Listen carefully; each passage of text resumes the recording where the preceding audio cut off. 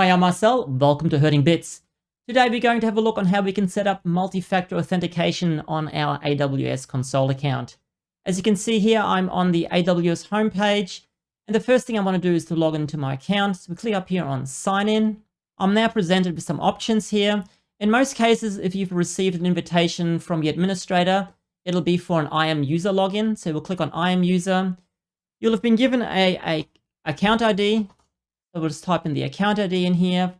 Click Next. That brings us into our sign in as IAM user form. I'll fill that out now with my username.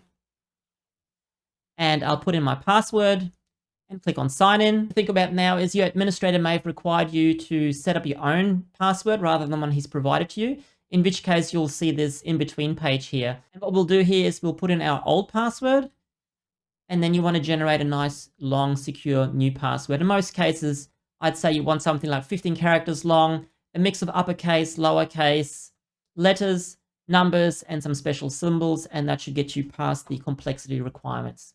Once we've done that, we confirm our password change, and that has now logged us into the AWS console.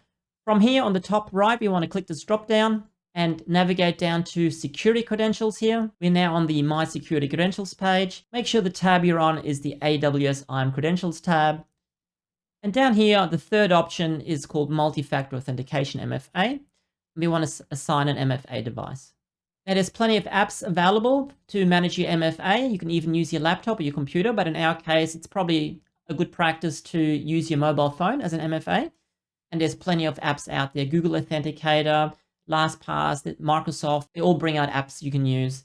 In my case, I'm just going to use the LastPass MFA app just for the sake of this demo. Click on Continue. Now, before we set our MFA app, what you might want to do is print out this QR code. And if you do that, just make sure you keep it in a secure place. For example, I keep mine in a safety deposit box at the bank.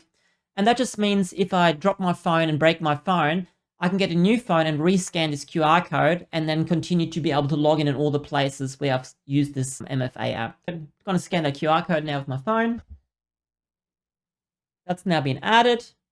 And now I just have to wait for the first QR code number to be shown. I'll type that in. And what we'll see now is a countdown timer. And we'll just have to wait for that to elapse until the next code is generated. So that's just going to take a little while now. Put my second code and click Assign MFA Device. That's now been successfully added. Despite me having set up the MFA device, the session I'm currently using, as far as Amazon's concerned, is not using MFA credentials. And as such, if the administrator has put any constraints on the things you can do in your account based on you having an MFA device, that actually won't work yet. What we have to do now is sign out and then sign back in. So let's sign out.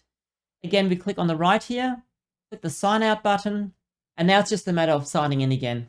Click sign in. And now during our sign in, we ask for an MFA code. Now just grab the number off my phone, click submit.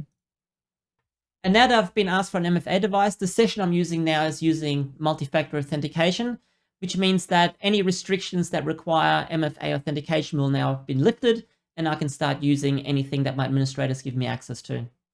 That's all there is to it. Thanks for watching. See you in the next video.